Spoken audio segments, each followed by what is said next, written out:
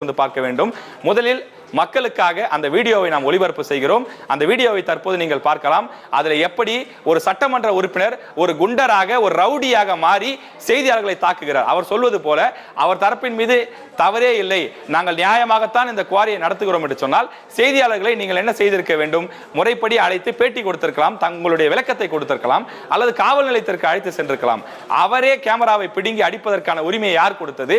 எந்த அடிப்படையில் அவர் தாக்குதல் நடத்தினார்? நம்முடைய கேமராக்களை உடைத்து சேதப்படுத்தியிருக்கிறார்கள். சிப், லைவ் கார்டு, மைக் போன்றவற்றை எல்லாம் சேதப்படுத்தியிருக்கிறார்கள். தற்போது வரை நம் கைக்கு வரவில்லை. 25 லட்சம் ரூபாய் மதிப்பிருக்கக்கூடிய அந்த பொருட்களை அவர்கள் திருடி விட்டார்கள். இப்போது வரை அதுக்கு பதிலில்லை. முதலில் நம்முடைய செய்தியாளர்களை தாக்கக்கூடிய அந்த வீடியோவை பார்க்கலாம்.